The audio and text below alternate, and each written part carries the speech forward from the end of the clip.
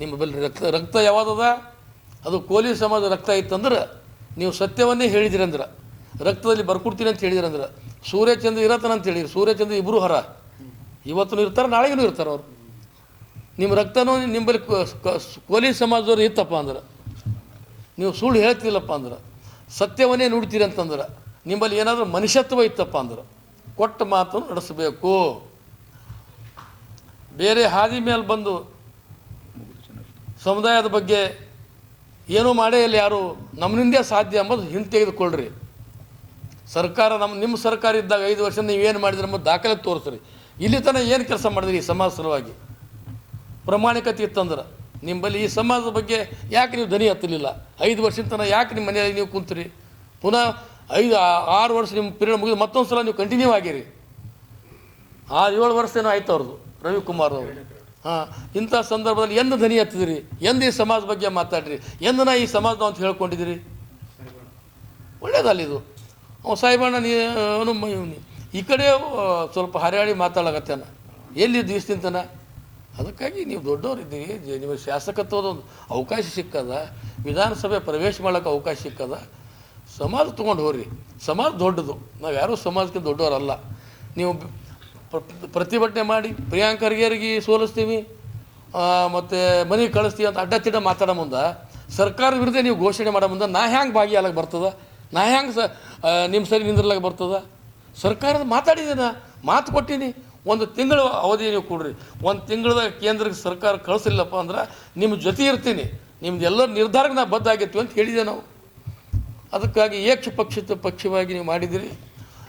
ಮಾಡಿರಿ, ನೀವೇನೇ ಮಾಡಿರಿ, ನಿಮಗೆ ಬಿಡ್ತೀವಿ, ಸಮಾಜಕ್ಕೆ ಬಿಡ್ತೀವಿ. ನಾವು ಕೂಡ ಸಮಾಜದ ವಿರೋಧಿಗಳಲ್ಲ.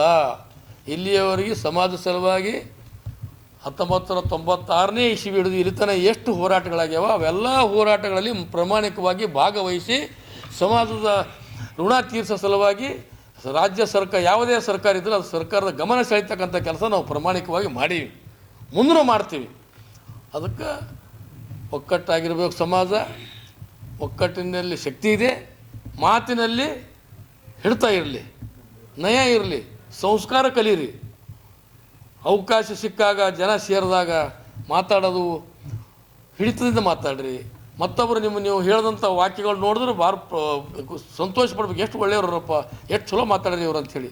ಅದು ಬಿಟ್ಟು ಎಮೋಷನ್ ಮಾತಾಡಿ ಇದೇ ವಾದ ವಿವಾದ, ನಾ ಇವತ್ತು ಮಾತಾಡೋದು ಮತ್ತು ನಾಳೆ ಅವ್ರು ಇವೇ ಆಗ್ಬೇಕಲ್ಲ ಕಡಿತನ, ಇದು ಆಗಬಾರ್ದು ಅಂಥೇಳಿ ಅವರಿಗೆ ಭಾಳ ಹಿರಿತನದ ಆಧಾರದ ಮೇಲೆ ಒಬ್ಬ ವಿಧಾನ ಪರಿಷತ್ ಸದಸ್ಯರಾಗಿ, ಸರ್ಕಾರದ ಪ್ರತಿನಿಧಿಯಾಗಿ ನನ್ನ ಸಮಾಜಕ್ಕೆ ನಾ ಸಂದೇಶ ಕೊಡ್ತೀನಿ.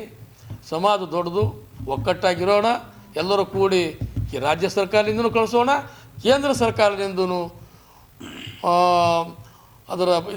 ನಾವು ಒಕ್ಕಟ್ಟು ಪ್ರದರ್ಶನ ಮಾಡಿ ಕೇಂದ್ರ ಸರ್ಕಾರದಿಂದನೂ ಕೂಡ ಅಲ್ಲಿಯ ಪ್ರಧಾನಮಂತ್ರಿ, ಗೃಹ ಮಂತ್ರಿ ಇವರೆಲ್ಲರ ಮನವೊಲಿಸಿ, ನಮ್ಮ AICC ಅಧ್ಯಕ್ಷರ ಅವ್ರ ಮುಖಾಂತರ ಕೂಡ ಮನವಿ ಮಾಡಿಸಿ ಪ್ರಾಮಾಣಿಕವಾಗಿ ನಮ್ಮ ಸಮಾಜಕ್ಕೆ ಸಿಗತಕ್ಕಂಥ ನ್ಯಾಯಯುತವಾದಂಥ ಬೇಡಿಕೆ, ಪರಿಶಿಷ್ಟ ಪಂಗಡಕ್ಕೆ ಸೇರಿಸ್ತಕ್ಕಂಥ ಎಲ್ಲರೂ ಕೆಲಸಗಳು ಮಾಡ್ತೀವಿ ಎಂಬ ಮಾತನ್ನು ಕೂಡ ಹೇಳಿ, ನೀವು ಖಾಲಿ ನಾವು ಹೋರಾಟನೇ ಮಾಡೀವಿ ಅದರಿಂದೇ ಆಗ್ಯದಂತಂದ್ರೆ ಅದು ಹುಚ್ಚುತನ ಆಗ್ತದೆ. ಇದು ಭಾಳ ವರ್ಷಗಳ ಬೇಡಿಕೆ ಇದೆ, ಭಾಳ ವರ್ಷದ ಇದು ಬೇಡಿಕೆ ಇರೋದ್ರಿಂದ 10 ಸಲ ಹೋರಾಟಗಳಾಗಿವೆ. ಯಾವಾಗ ಸಮಾಜಕ್ಕೆ ನ್ಯಾಯ ಸಿಗಲಿಲ್ಲ ಹೋರಾಟ ಮಾಡೋದು ಮುಖ್ಯ ಇದೆ. ಸರ್ಕಾರ ನಮ್ಮ ಕೈ ಜೋಡಿಸೋ ಸಮಯದಾಗ ಅವ್ರಿಗೆ ಸಮಯನೂ ಕೊಡಬೇಕು. ಅವರು ಅವ್ರಿಂದ ನಾವು ಉತ್ತಮವಾದಂಥ ಮಾತುಗಳಾಡಿ ನಾವೆಲ್ಲ ಕೆಲಸ ತೆಗೆದುಕೊಳ್ಬೇಕೆಂಬ ಮಾತನ್ನು ತಮ್ಮ ಮುಖಾಂತರ ಸಮಾಜಕ್ಕೆ ಸಂದೇಶ ಕೊಟ್ಟು ನನ್ನ ಮಾತನ್ನು